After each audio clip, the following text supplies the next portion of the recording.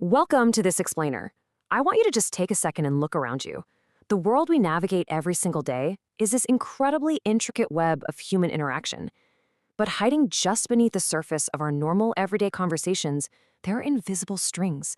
We're talking about the hidden psychological tricks, what we call the shadows of persuasion, that are expertly designed to manipulate your behavior. Today, we're pulling back the curtain in this really cinematic look at the human mind. We're going to decode the exact techniques that marketers, leaders, and honestly, even the people closest to you might be using to guide your actions. It's a pretty unsettling thought, isn't it? I mean, when you make a purchase or vote for a candidate, or even just agree to do a quick favor for a friend, you naturally assume you're in total control. But are you? Are those daily decisions truly your own, or were the choices expertly framed for you before you even walked into the room? Okay, let's dive into this. Because understanding the invisible forces acting on your psyche is literally the only way to guarantee your own agency. To understand our vulnerability, we first need to define exactly what we're up against here. Dark psychology is basically an umbrella term. It covers the specific techniques used for controlling human behavior, mostly through hidden persuasion and emotional manipulation. Now, I want to be perfectly clear right up front. This explainer is essentially an autopsy of human behavior. We're analyzing these dark techniques strictly for educational defense. We are learning the anatomy of a trap so that you can recognize the snare before you step into it. Definitely not so you can go out and set one yourself. All right, technique number 1, fear-mongering, or the weaponization of human panic. You see, fear is our absolute most primal emotion. When people panic, their rational thinking completely shuts down, and they'll do almost anything just to feel safe again. The clinical breakdown of this technique always follows 3 precise steps: spread the fear, identify a clear enemy, and then consolidate power. We've seen this historically with figures like Hitler, who effectively used early media and propaganda to paint a specific group as the nation's ultimate enemy. The result? Mass fear, which secured him massive support to wage wars and commit atrocities. But here's the thing, we still see exactly the same blueprint used today by modern political and religious leaders all across the spectrum. They construct this narrative where the other is an existential threat to your way of life, and this brilliantly illustrates the dark cycle of fear. Create the panic, point the finger, and reap the power. The source material we're looking at highlights this old but incredibly poignant saying, "While kings fight wars, the common people suffer." It absolutely hits the nail on the head regarding the end result of fear-mongering. The leaders who actually manufacture the panic, they stay comfortably insulated in their positions of power. They gain followers, wealth, authority, the whole shebang. Meanwhile, it is the everyday public who pays the terrible, terrible price of that manipulated fear through division, conflict, and loss. So why does all this matter to you right now? Well, because your defense against this massive societal manipulation starts right here. You have got to learn to recognize manufactured panic. Whenever you hear a narrative from a leader, a news anchor, or some influencer that makes you feel instantly terrified and angry at a specific group, just pause, take a breath, ask yourself, wait, who actually benefits from my fear right now? Simply recognizing that a narrative is designed to control you immediately strips it of its power. Moving on to technique number 2, love bombing, which is also known as the affection trap. If fear-mongering pushes you away with terror, love bombing pulls you right in with this intoxicating affection. It's a deep, emotional snare built entirely on compliments, gifts, and just unrelenting attention. The mechanics of this trap are both fascinating and devastating. Someone enters your life and absolutely floods you with adoration. They tell you you're perfect, shower you with gifts, text you constantly. What they're doing is actively building an attention addiction in your brain. Once you're hooked, once you actually come to expect and need that daily validation, they just pull the rug out. Suddenly, they withdraw the attention. They become distant, cold, maybe a bit critical.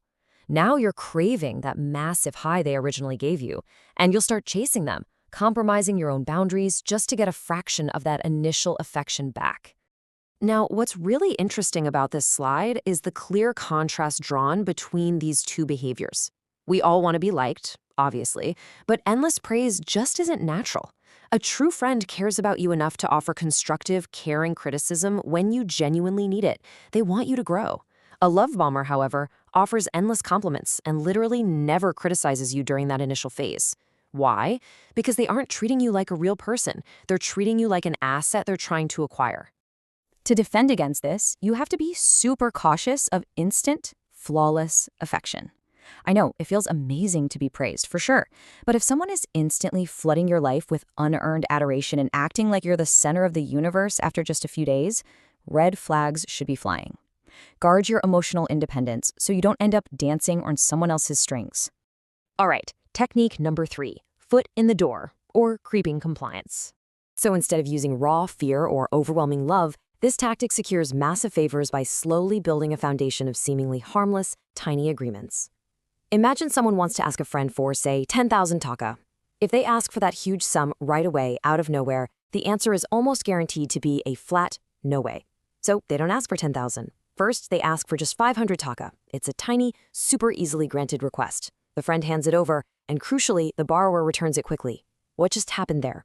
Trust was established. A psychological precedent of "I help this person" was formed in the victim's mind. So when the manipulator later circles back and asks for the massive 10,000 taka favor, the likelihood of getting a yes has skyrocketed. This right here is creeping compliance. A small, granted favor builds the bridge of trust required to walk a massive demand right into your life. Now, to be totally fair, this exact same psychological principle can be used positively to build real, healthy cooperation between people. But it's vital to recognize when that trust is being manufactured artificially.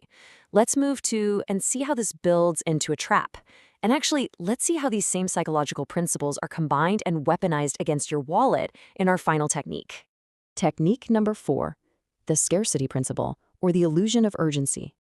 Big brands and marketers, they understand everything we just talked about. They know exactly how to exploit our underlying anxieties on a massive commercial scale to make you open your wallet before you even have a second to think. At the core of this is a very modern psychological term you definitely know: FOMO. The fear of missing out. It's that sharp, sudden anxiety that you're going to be left behind while everyone else gets something desirable.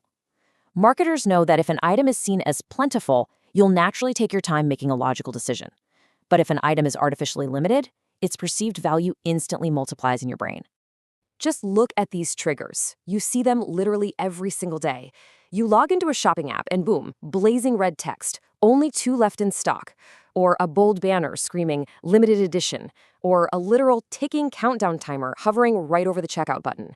Guys, these aren't just quirky design choices. They are calculated psychological triggers targeting your amygdala. They are creating this intense illusion of urgency, forcing you to completely bypass your rational budget and buy immediately just to relieve the anxiety of missing out. Which brings us to Section 5, severing the strings and reclaiming your agency. We've explored the dark architecture now, right? How fear-mongering controls entire societies, how love bombing traps individuals, and how scarcity empties your bank account. Now it's time to sever those strings. So the crucial point is, awareness is your ultimate shield.